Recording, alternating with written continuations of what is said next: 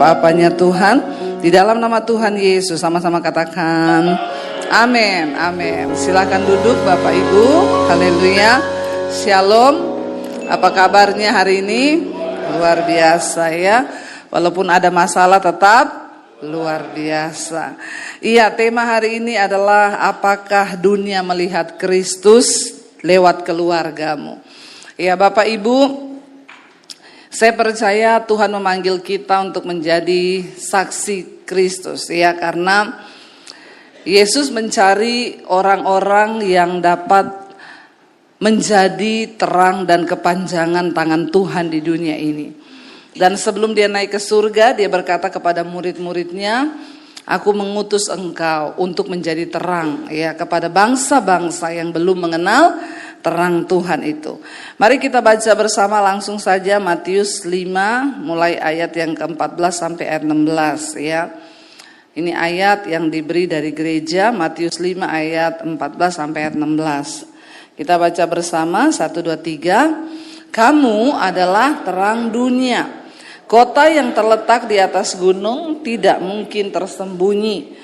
Lagi pula orang tidak menyalakan pelita lalu meletakkannya di bawah gantang, melainkan di atas kaki dian sehingga menerangi semua orang di dalam rumah itu.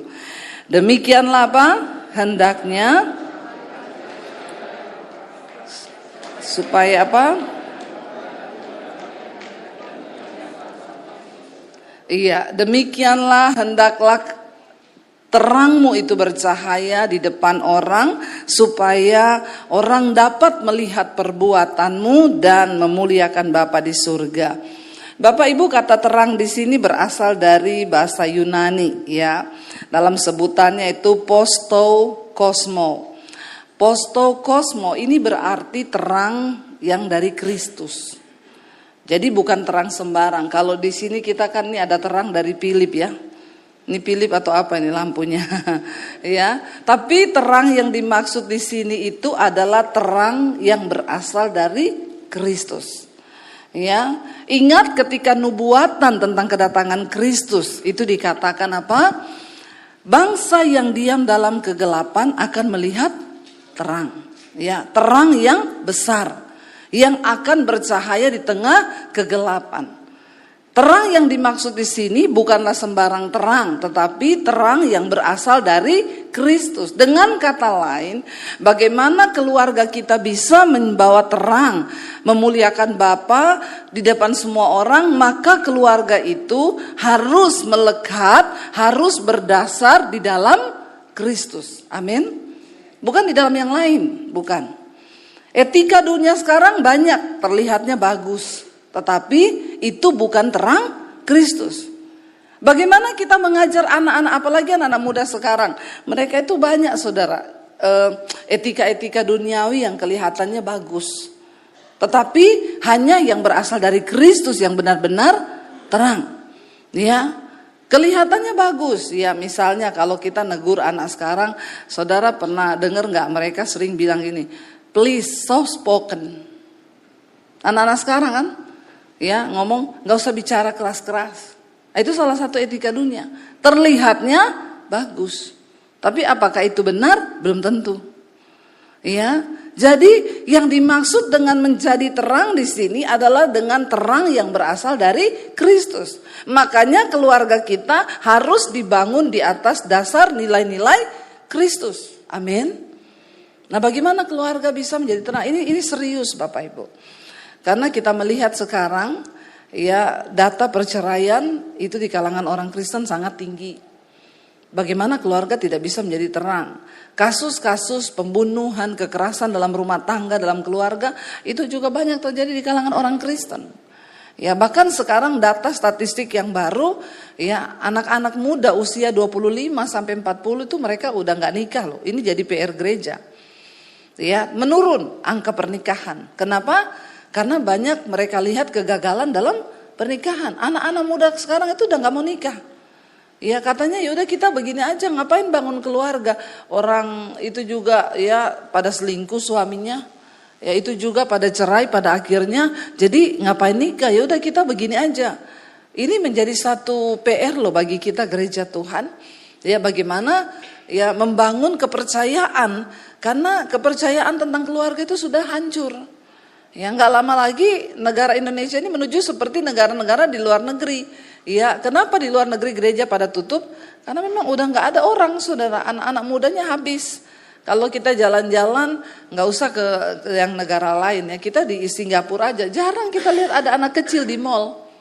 Nggak ada, karena kebanyakan orang sekarang di sana anak muda, ya kita nggak usah menikah, kita kumpul kebo aja, nggak usah punya anak. Kalau bosan ya udah kita pisah, daripada nanti kita bercerai terikat dalam sebuah pernikahan.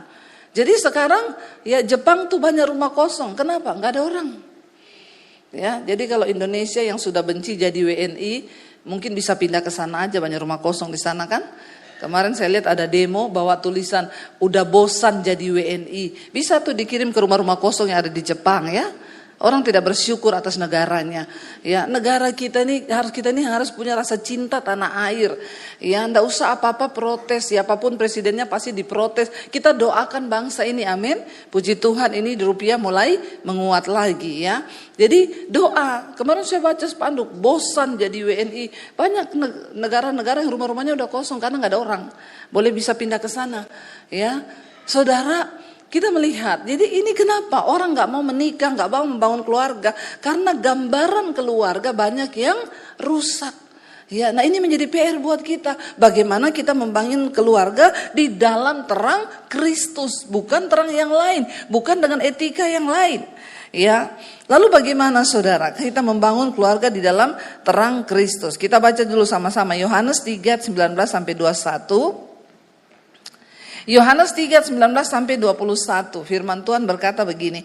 Jadi semua anggota keluarga itu harus terlibat aktif untuk mengasihi Tuhan. Mulai dari orang tua sampai ke anak-anak. Ya, baca bersama. Dan inilah hukuman itu. Terang telah datang ke dalam dunia, tetapi manusia lebih menyukai kegelapan daripada terang. Sebab perbuatan-perbuatan mereka jahat. Sebab barang siapa berbuat jahat, membenci terang dan tidak datang kepada terang itu. Supaya perbuatan-perbuatan yang jahat itu tidak nampak. Tetapi barang siapa melakukan yang benar, ia datang kepada terang supaya menjadi nyata bahwa perbuatan-perbuatannya dilakukan dalam Allah. Amin saudara. Yesus sudah datang menjadi terang. Ya, untuk menerangi kegelapan dunia. Kegelapan itu selalu digambarkan, diidentikan dengan dosa. Lembah maut. Makanya Alkitab bilang, ya bangsa yang diam dalam kegelapan, yang dinaungi maut, sudah melihat terang yang besar, yaitu Kristus. Kristus datang di tengah dunia yang penuh dengan kegelapan dosa, yang pasti akan berujung kepada maut. Ya. Tetapi dikatakan pada akhirnya banyak orang yang tidak mau memilih datang kepada terang itu. Ayo Bapak Ibu, dimulai dari kita ini dalam keluarga, orang tua. Mari kita menjadi teladan bagi anak-anak kita. Datanglah kepada terang Kristus, amin. Ya gak bisa kalau suami gak mau bertobat, istri gak mau bertobat. Bagaimana anak-anak kita bisa bertobat? Dimulai dari kita dulu. Ya, orang yang tidak mau datang kepada Kristus, kenapa? Karena perbuatan mereka itu jahat. Ya, nggak mau menjadi pelaku firman. Makanya ada ibu-ibu yang bilang sama saya, Bu, suami saya itu loh diajak doa setengah mati, nggak mau. Ya, ayo Pak kita doa bareng sama anak-anak. Ya udah kamu aja lah. Ini saudara, padahal fungsi suami dalam keluarga itu harus menjadi imam. Apa itu imam? Imam itu adalah orang yang membawa keluarga ini datang kepada Tuhan. Tapi banyak kehilangan sekarang dalam keluarga-keluarga Kristen. Suami tidak berfungsi menjadi imam. Ya, ini satu kegagalan loh Bapak Ibu. Ya, ayo kita berfungsi menjadi imam, membawa istri dan anak-anak kita datang kepada Tuhan. Ya, ada yang bilang, saya setengah mati Bu, ajak suami doa tuh setengah mati. Udah Ibu doa sendiri aja. Ya. Doa sendiri aja, biar nanti Tuhan yang jamah suamimu. Ya, kalau nggak mau diajak doa ya sudah. Ya, ibu ambillah ya kewajiban untuk menjadi imam, bawa anak-anakmu kepada Tuhan. Kita lihat saudara, tantangan dunia sekarang ini makin gila loh. Kalau kita tidak membawa anak-anak kita kepada Tuhan, maka banyak generasi yang akan hancur. Ya, saya tuh makan di restoran sama suami, begitu keluar itu anak-anak remaja di luar pada ngerokok semua saudara, perempuan. Ya, saya bilang apa memang sudah menjadi tradisi atau bagaimana ya? Ya, bagaimana ini pendidikan di dalam keluarga, dan saya lihat kayaknya mereka orang-orang Kristen.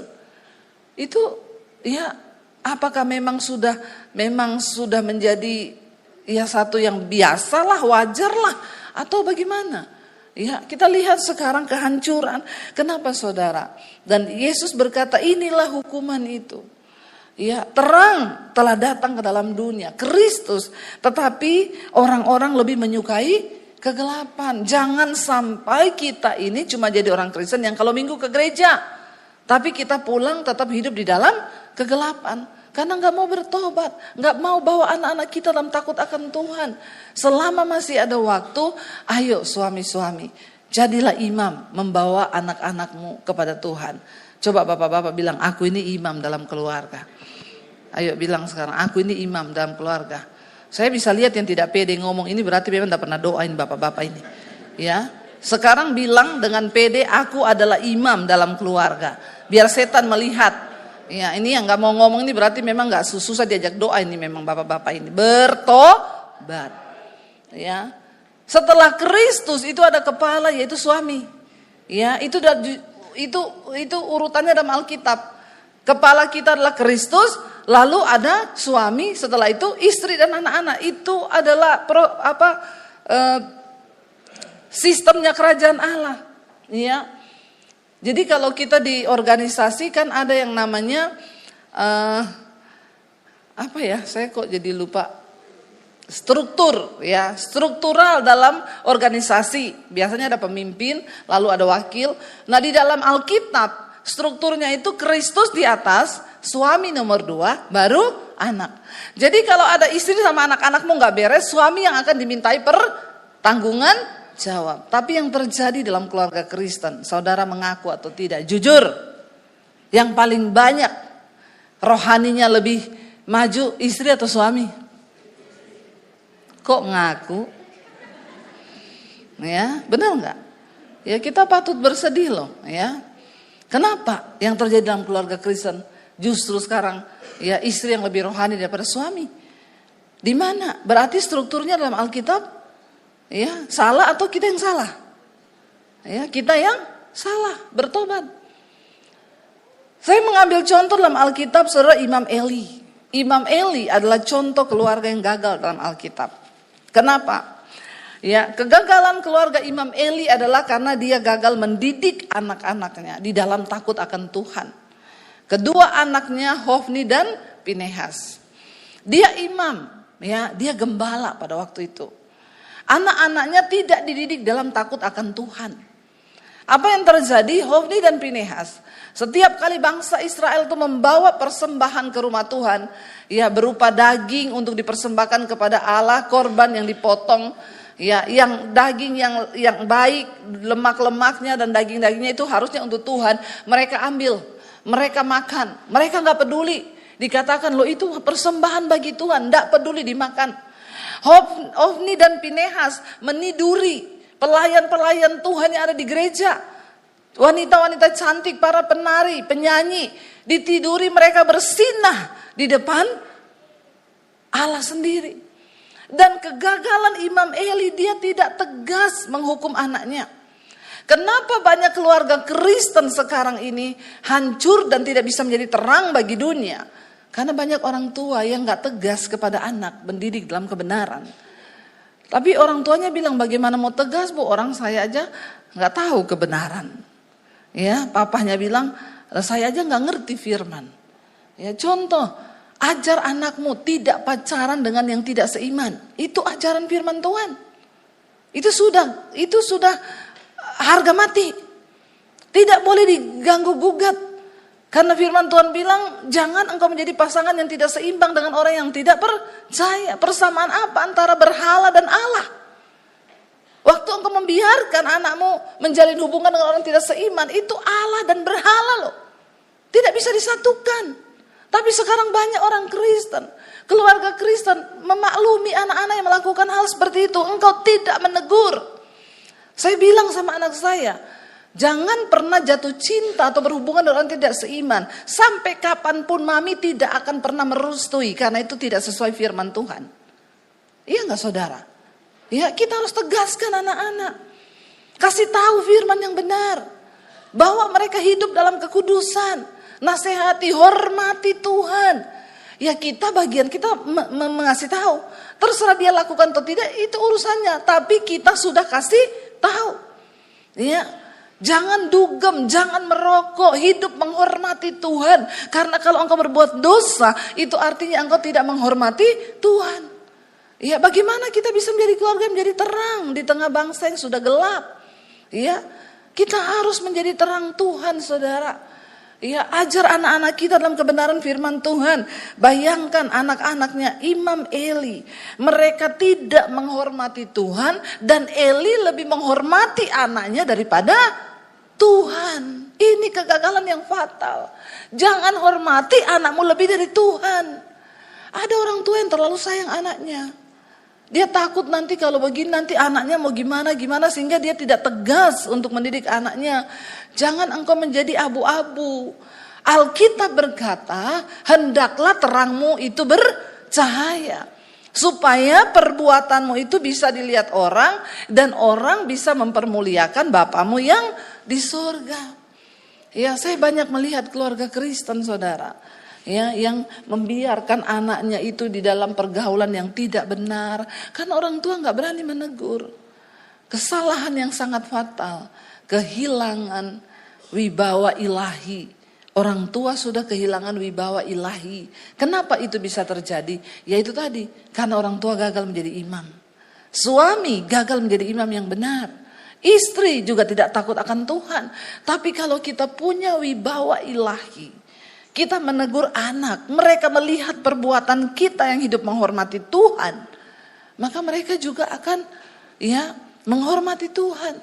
Ya, nggak bisa saudara kalau bapak bilang sama anaknya, kamu jangan merokok ya. Lah itu bapak kok merokok? Kan bapak, kamu nggak boleh. Ya bagaimana anak bisa meniru? Ya. Kita mengajarkan kepada anak-anak. Yang pertama, kita orang tua dimulai lebih dahulu. Jangan hidup dalam pertikaian. Tiap hari ribut, berantem. Kenapa? Karena engkau tidak mau datang kepada terang itu. Bagaimana kita bisa menjadi terang? Hanya kalau kita datang kepada sumber terang itu.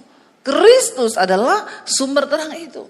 Waktu kita datang kepada sumber terang itu, maka kita akan menerima terang yang dari Kristus itu. Ya, dan kita akan memiliki wibawa ilahi, menegur anak-anak, ya, mereka melihat perbuatan kita, itu dulu yang dimulai. Kita nggak bisa bicara terlalu muluk-muluk, ya. Tetapi kita mulai dari diri kita, suami istri. Ayo berkomitmen, hidup dalam takut akan Tuhan.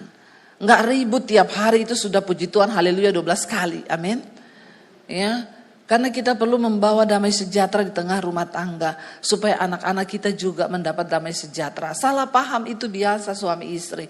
Tapi tidak usah meledak sampai harus banting barang. Kata-kata makian yang kasar, yang kotor. Ya, percuma kita ke gereja tiap minggu. Tapi hidupnya gak pernah berubah. Karena engkau tidak mau datang kepada terang itu. Sebab apa? Perbuatan-perbuatannya itu jahat. Ya, ayo kita mulai dari diri kita. Komitmen suami istri berantem cukup 5 menit. Amin. Ya, sudah dilakukan belum? Ya. Coba lihat-lihatan suami istri di sini. Yang datang sama suami istri bilang, "Kita berantemnya 5 menit aja ya." Bisa. Kalau jiwamu sehat, bisa. Kalau dipenuhi firman Tuhan, bisa.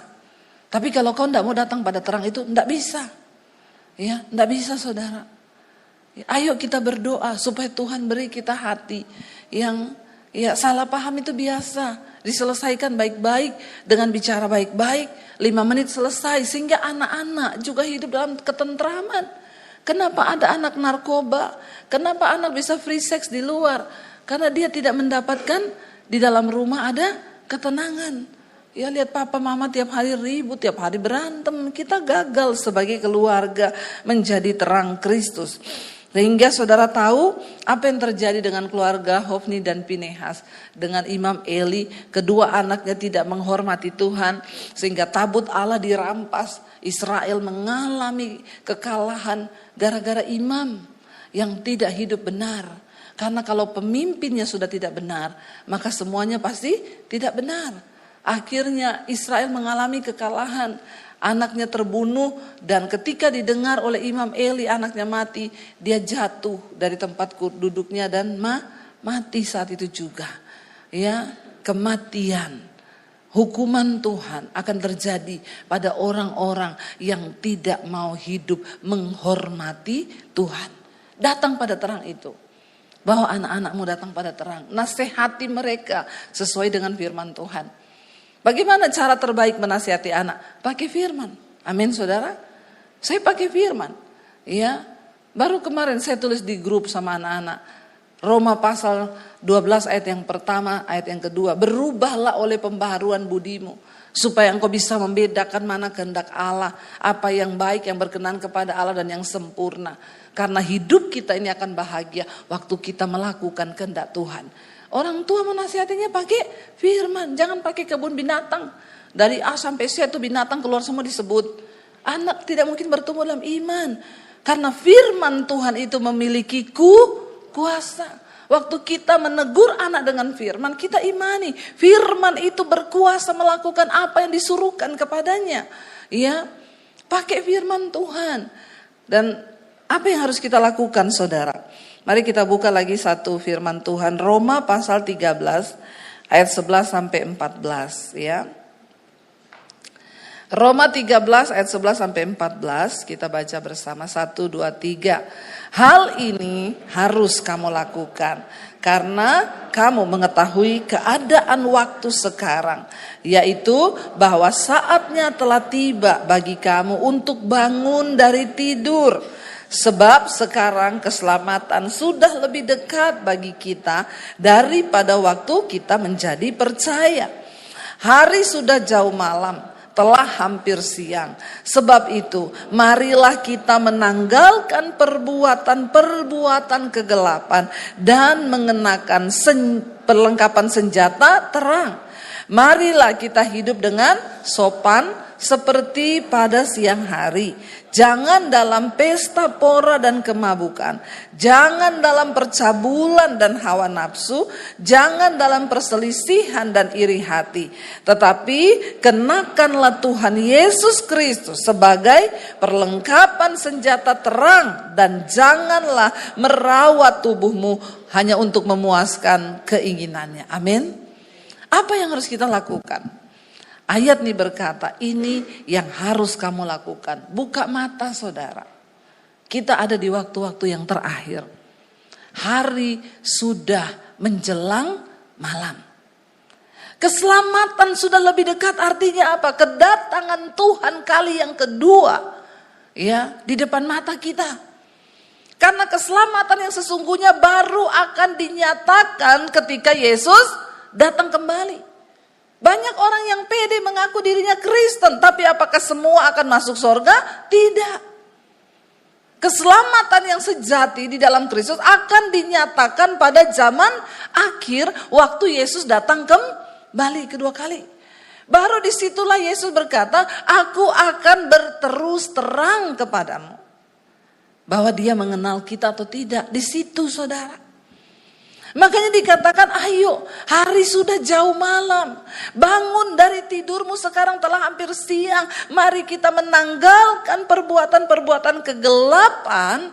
Dan mengenakan perlengkapan senjata terang. Ya, kalau kita nggak mempersenjatai diri kita dengan senjata terang, bagaimana hidup kita bisa menjadi terang? Bagaimana kita bisa menjadi terang yang berdampak bagi orang lain? Ya, dikatakan mari dengan bagaimana kita menggunakan senjata terang, marilah kita hidup dengan sopan, ya. Seperti pada siang hari. Makanya saya bilang orang yang suka dugem di tempat gelap-gelap itu fix. Itu masih rohnya syaiton. Kalau orang dalam terang tidak mau, saudara, di tempat-tempat gelap begitu. Mana kita mau begitu? Ya, pergi ke tempat-tempat dugem begitu anak-anak muda. Enggak mungkin kalau rohmu itu sudah di dalam terang Kristus. Engkau enggak akan mau lihat tempat begitu aja. Saya ingat kesaksiannya artis, ya, dia yang bertobat jadi pendeta. Ya, dia bilang waktu dia pergi dugem, tiba-tiba dia lihat di dalam itu setan, semua orang-orang itu mukanya berubah jadi setan. Dia lari pulang ketakutan. Ya, kayak orang dikejar setan, dia lari pulang, dia cerita sama istrinya, aku takut. Istrinya tanya, kenapa? Saya tadi ke dugem, saya lihat orang-orang di sana jadi setan semua. Istrinya bilang, memang iya. Dari situ dia bertobat, dia terima Tuhan Yesus. Dia nggak pernah lagi pergi ke dugem. Ya, orang-orang yang menyukai kegelapan, ya, mereka itu hidup dalam kegelapan dengan pesta pora, kemabukan. Ya, di sana tuh tempatnya apa? Percabulan, hawa nafsu. Ya, jangan ada perselisihan, iri hati. Ini kita mulai buang, saudara. Dimulai dari keluarga kita, ya. Kita hidup di dalam takut akan Tuhan.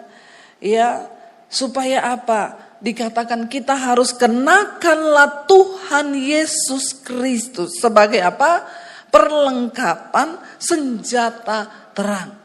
Ya, dan janganlah merawat tubuhmu itu hanya untuk memuaskan keinginannya. Kita harus merawat tubuh karena tubuh ini bait Allah. Tapi kalau kita merawat tubuh hanya untuk memuaskan keinginannya, mencapai pencapaian-pencapaian yang sampai sudah berlebihan, orang gym 12 jam, itu udah gak masuk akal. Melupakan hal yang lain, melupakan Tuhan.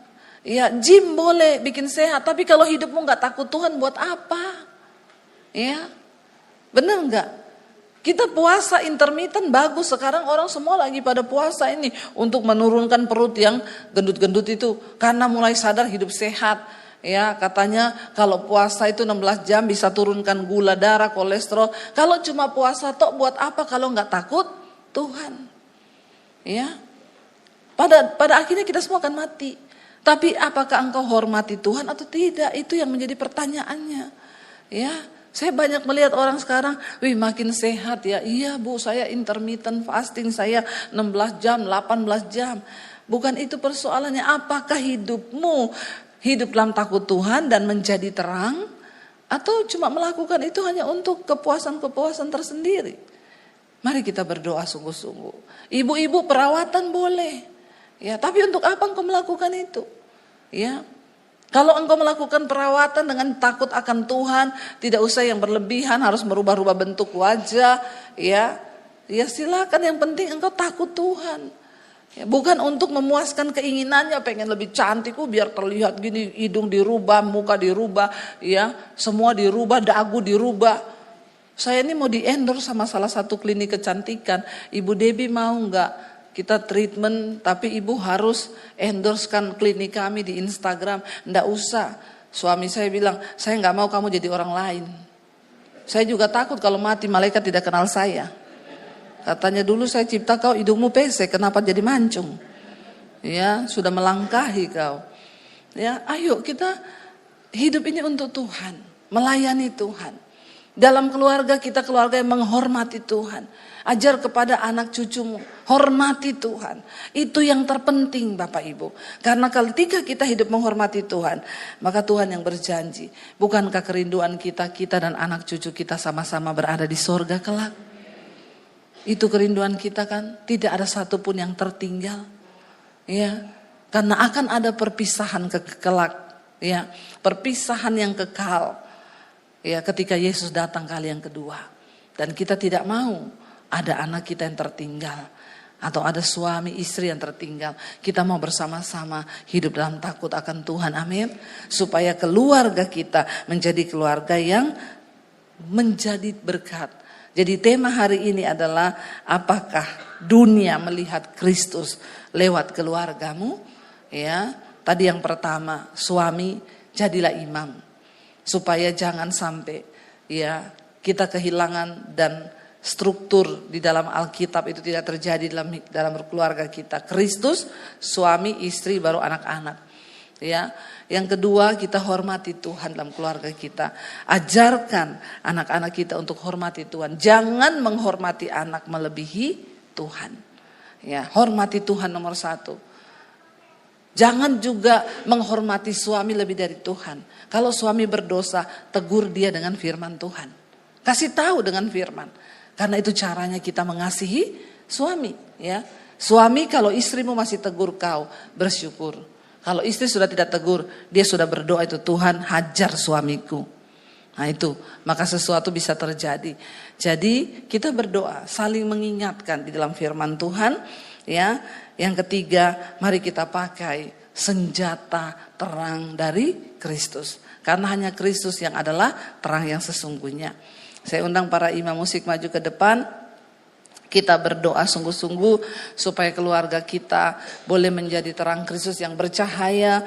Orang lain boleh melihat, ya orang lain boleh merasakan dampak dari keluarga kita yang hidup takut Tuhan.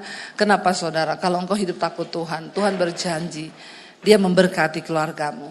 Dan kalau keluargamu diberkati, engkau menjadi keluarga yang menjadi berkat bagi keluarga yang lain. Dan lewat itu orang akan memuliakan nama Tuhan. Mari kita bangkit berdiri bersama. Kita datang pada Tuhan. Kita nyanyi pujian tadi, kudus, kudus, kuduslah Tuhan. Terima kasih Bapa, kami mengucap syukur buat hari ini Tuhan. Kami tahu Engkau Allah yang kudus, yang harus kami hormati. Terima kasih Yesus.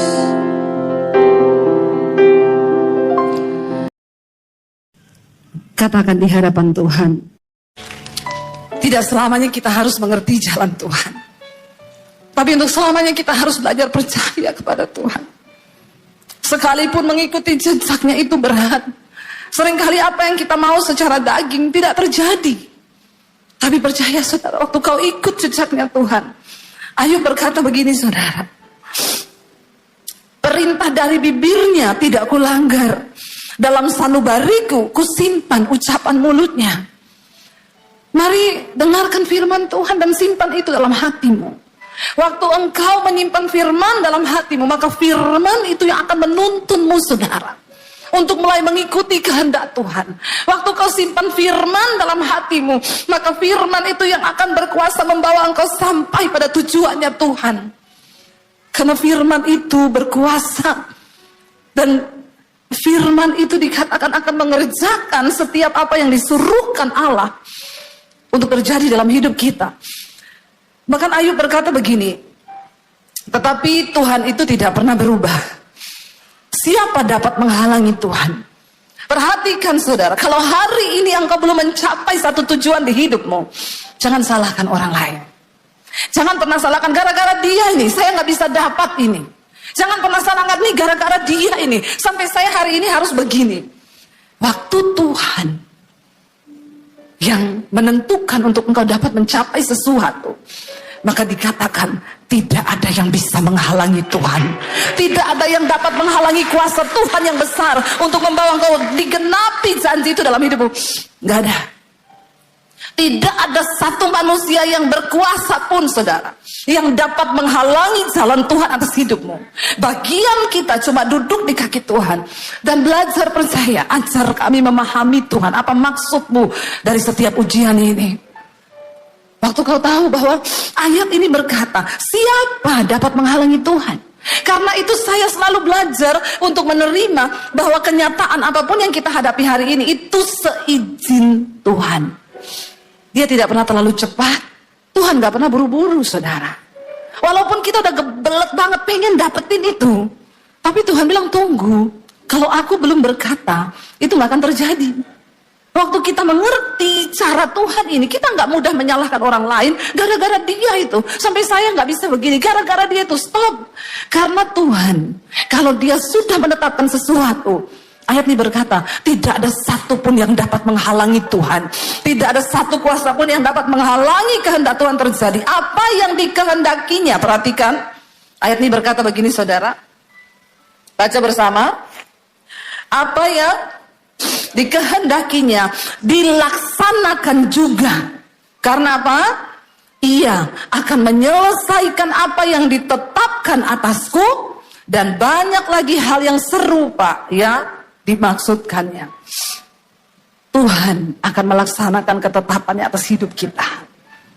Hari ini bagian kita berkata, Tuhan, tuntun aku berjalan di dalam jejak-Mu. Hari ini banyak hal yang tidak kami mengerti. Waktu-waktu ke depan mungkin masa yang suram, kekelaman. Tapi waktu Engkau datang dan berkata pada Tuhan, aku mau Tuhan ajar kami memahami semua rencana-Mu atas hidup kami. Maka Dia Tuhan yang turut bekerja, mendatangkan kebaikan atas hidup kita. Bangkit berdiri bersama saudara. Angkat hatimu pada Tuhan. Serahkan hidupmu kepada Tuhan malam ini. Ini adalah titik balik. Bilang, Tuhan, biar malam ini menjadi titik balik hidupku kepada Tuhan. Kami datang, Tuhan, memberi hidup kami kepadamu, Bapa. Bahwa lidah kami hanya memuji Yesus.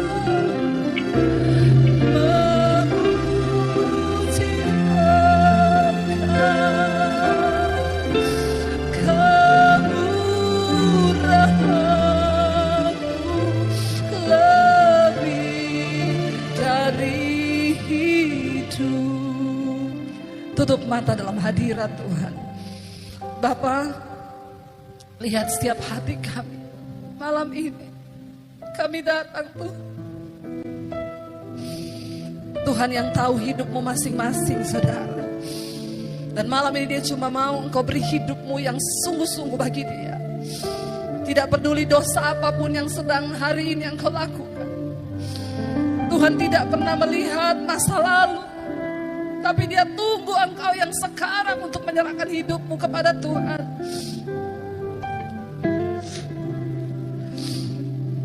Ini hidup kami, Tuhan Yesus. Berapa banyak di antara saudara yang mau sungguh-sungguh menyerahkan hidupmu pada Tuhan? Angkat tanganmu di tempatmu, saya akan berdoa.